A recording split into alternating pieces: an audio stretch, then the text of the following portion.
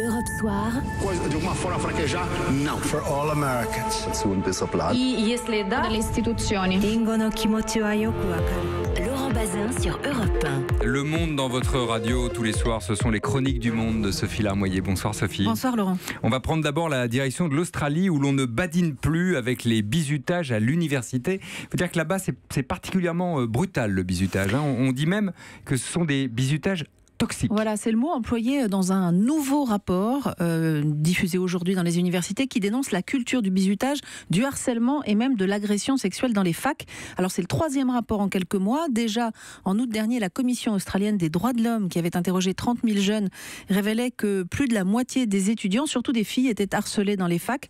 Cette fois, ce rapport de 200 pages est intitulé The Red Zone, la zone rouge, allusion à la semaine de tous les dangers qui commence justement. C'est la très officielle semaine d'orientation pendant laquelle d'intégration souvent dans les grandes écoles. Là-bas on dit Orientation Week et donc pendant cette semaine-là les petits nouveaux se font bisuter notamment au sein de ce qu'on appelle là-bas les collèges, des sortes de résidences universitaires autonomes administrativement et qui reproduisent des rites ancestraux sur lesquels les dirigeants ferment bien souvent les yeux. En quoi ça consiste ces bizutages-là ? Beaucoup d'alcool d'abord, les nouveaux sont souvent forcés à boire et parfois des mixtures dangereuses, ça peut être par exemple un mélange d'alcool, de nourriture pour chiens et de shampoing.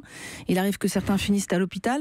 Des étudiants racontent les heures assis par terre à être humiliés, évidemment les réveils en pleine nuit. Le rapport très documenté révèle certains rituels comme ces garçons saoulés, déshabillés et peinturlurés en vert obligés d'aller enfoncer les portes des chambres des filles, ou encore cette bonne blague avec beaucoup de guillemets, vous vous en doutez, qui consiste à se masturber dans les bouteilles de shampoing des filles avant évidemment de remettre tout en place l'air de rien. Ceux qui parlent le font de façon anonyme de peur des représailles. Et alors que préconise le rapport ?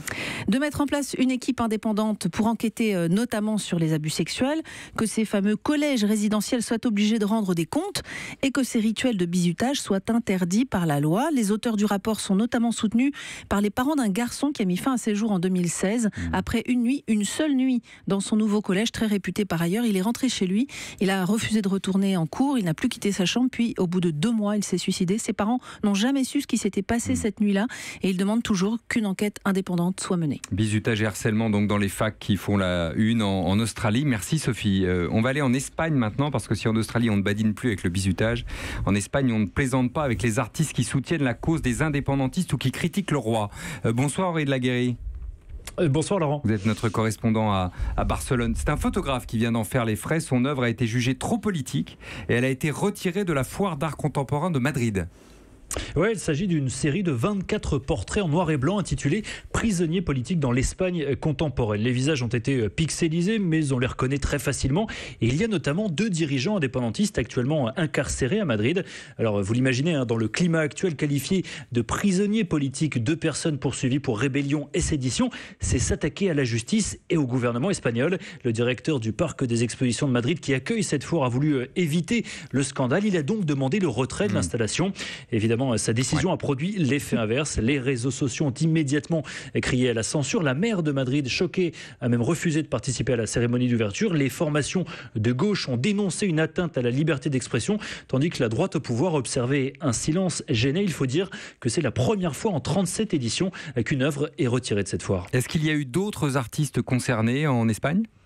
Oui, alors c'est vrai qu'il y a beaucoup d'affaires au même moment. Figurez-vous qu'un rappeur originaire de Majorque, Valtonyc, a été condamné la semaine dernière à 3 ans et demi de prison ferme pour la violence de ses textes. Dans ses chansons, l'artiste, dont il faut le dire, la notoriété n'avait pas franchement dépassé les frontières des îles Baléares.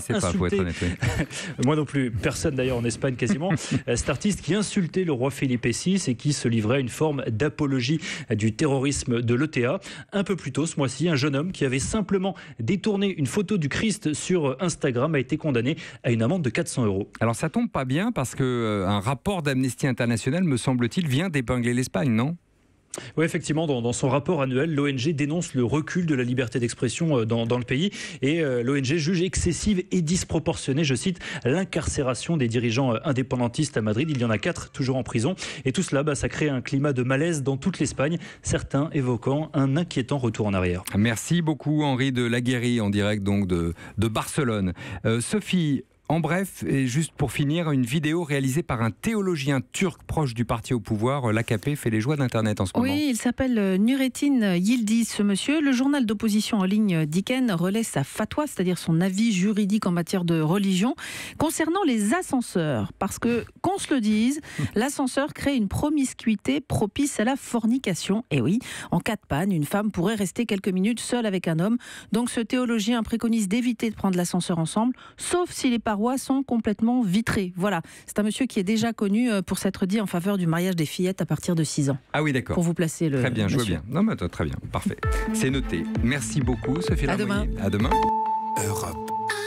Europe 1.